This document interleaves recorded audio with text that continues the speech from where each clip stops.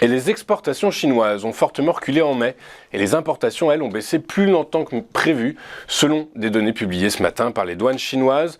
Dans le détail, les exportations de la deuxième plus grande économie mondiale ont chuté de 7,5% en glissement annuel, la plus forte baisse depuis janvier, et ce après une croissance de 8,5% en avril. Les importations se sont-elles contractées de 4,5%, un rythme de baisse plus lent que les 7,9% du mois précédent. Cela s'explique par la faiblesse de la demande extérieure en produits manufacturés chinois.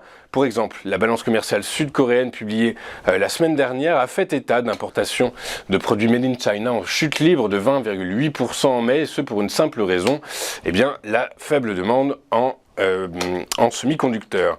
Après la plus grande plateforme de crypto-monnaie au monde, Binance, lundi dernier, c'est au tour de Coinbase de se retrouver dans le collimateur du gendarme boursier américain, et ce, pour ses pratiques jugées douteuses. En effet, selon un rapport publié par CNBC, le régulateur américain a annoncé sa décision d'épingler Coinbase. L'accusation est simple, la plateforme crypto ne serait pas enregistrée auprès d'elle avant d'offrir ses services aux États-Unis. D'après la SEC, la Security Exchange Commission, l'équivalent de l'AMF chez nous en France, Coinbase a gagné des milliards de dollars depuis au moins 2019 en facilitant illégalement l'achat et la vente de crypto-monnaies. Elle allègue également que Coinbase a négocié au moins 13 crypto-actifs qui sont des titres et qui auraient dû être enregistrés auprès des régulateurs avant d'être émis. Fin mars, Coinbase avait indiqué qu'elle risquait d'être poursuivie par le gendarme de Wall Street qui avait identifié des violations potentielles de la législation sur les valeurs mobilières.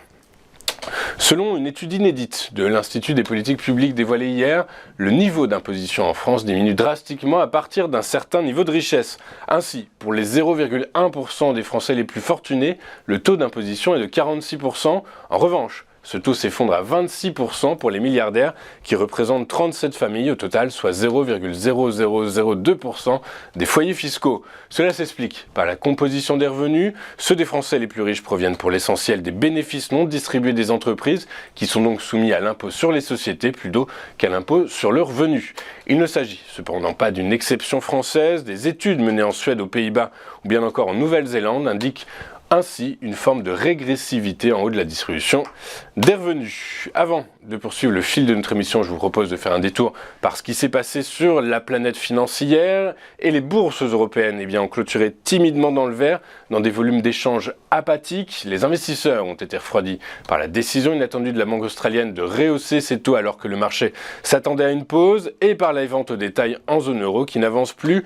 Toute l'attention des financiers est désormais tournée vers les décisions de politique monétaire de la Réserve fédérale américaine et de la Banque centrale européenne la semaine prochaine. À New York, les indices actions ont clôturé en légère hausse dans un environnement fait de prudence avant la publication des statistiques sur l'inflation et la décision de politique monétaire de la Réserve fédérale américaine attendue la semaine prochaine. Le Dow Jones a grappillé 0,03% à 33 573 points. Le S&P 500 a lui gagné 0,24% à 4 283 points. Et le Nasdaq Composite a pris 0,36% à 13 276 points. En Asie ce matin, la bourse de Tokyo a clôturé en baisse de 1,82% à 31 913 points. En France, parmi les trois secteurs qui ont cédé du terrain hier, notons le recul de l'énergie qui a cédé 0,94% sur fond de repli des cours de l'or noir, et celui des télécoms qui a perdu 0,87%.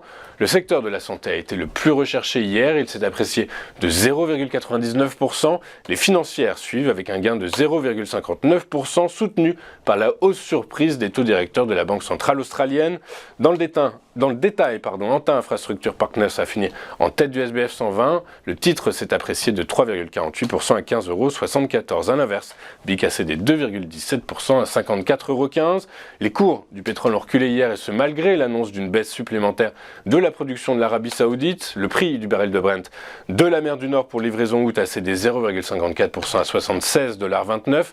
Le baril de West Texas Intermediate pour livraison juillet lui a reculé de 0,56% à 71,74 $. On va marquer une toute première page de publicité dans cette édition du 7 juin 2023 et on se retrouve juste après avec Eric Seban qui va détailler, analyser, décrypter pour nous l'ouverture de la séance à Francfort. A tout de suite sur Téléfinance.